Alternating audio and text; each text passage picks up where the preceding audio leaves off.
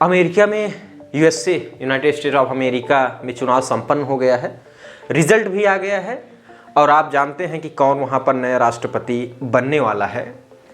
राष्ट्रपति नए बनेंगे जो 45वें राष्ट्रपति अमेरिका के थे, डोनाल्ड ट्रंप, उन्हीं की पार्टी चुनाव जीत चुकी है, रिपब्लिकन पार्टी से उम्मीदवार थे डोनाल्ड ट्रंप और दूसरी वहाँ पे आपको पता है 2 पार्टियाँ वहाँ पे मुख्य रूप से चुनाव लड़ती हैं, एक रिपब्लिकन, दूसरा डेमोक्रेटिक पार्टी।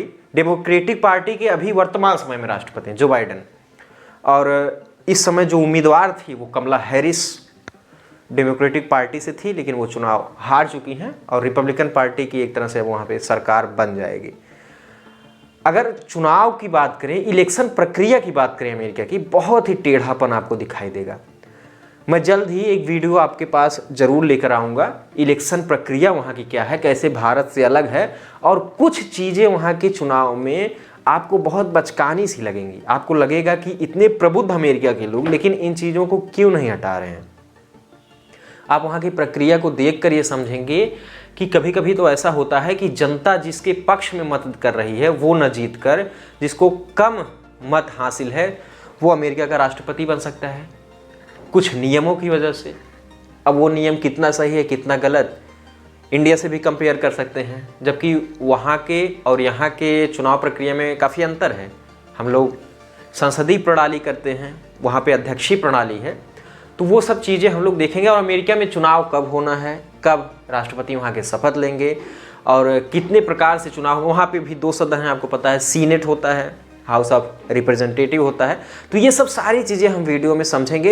एक लॉन्ग वीडियो आएगा, उसको आप लोग बिल्कुल अच्छी तरीके से समझ पाएंगे। अमेरिका में चुनाव की बात करें, जिस वर्ष चुनाव होना है राष्ट्रपति का, शपथ लेंगे, जैसे 2024 में चुनाव होना है, तो सीधी सी बात है जिस वर्ष चुनाव होना है उस वर्ष के नवंबर माह में पहले सोमवार के बाद जो मंगलवार आएगा उसी दिन चुनाव होगा। ऐसा नहीं कि 1 तारीख को अगर मंगलवार आ गया तो चुनाव उसी वक्त होगा, नहीं, पहला सोमवार आना चाहिए, उसके बाद जो मंगलवार आएगा उस दिन चुनाव होगा। ये चीज़ वहाँ पे लिखी गई है संविधान में। उसके बाद गणना होगी, तो जो जनता चुनाव करती है वो वहाँ पे प्रेसिडेंट का डायरेक्ट चुनाव नहीं करेगी। वहाँ पे जिस प्रकार से हम लोकसभा के सदस्यों का चुनाव करते हैं उसी प्रकार वहाँ पे सदस्यों का चुनाव होगा। वो सदस्य फिर जाएंगे दिसंबर माह में, वो अपने प्रेसिडेंट का चुनाव करेंगे। लगभग ये चीज़ तो तय रहती है कि किसे वोट मिलना है। जैसे इस समय अब तय है कि डोनाल्ड ट्रंप को वहाँ पे जीत मिलेगी, लेकिन इसके बीच में भी काफ़ी बार प्रॉब्लम हो जाती है। तो ये सब चीज़ें वहाँ पे लिखी गई हैं। वहाँ पे 20 जनवरी को प्रेसिडेंट शपथ लेगा। अगर आप देखेंगे कि यहाँ के इलेक्शन में कितनी खामियां हैं, कौन सी खामियां दूर करनी चाहिए, पूरा प्रोसेस हम एक वीडियो में ज़रूर लेकर आएंगे।